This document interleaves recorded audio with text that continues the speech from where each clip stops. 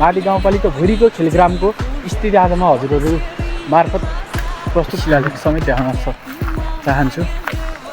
हेर्न सक्नुहुन्छ यता छ माडी गाउँपालिका खेलग्राम माडी 4 नेट छ यतै भलिबल कोर्टको नेटको हालत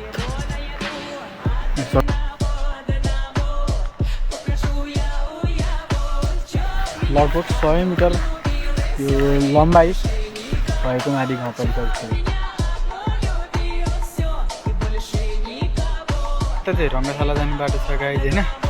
अनि यता देख्न सक्नुहुन्छ अर्को नमुनाको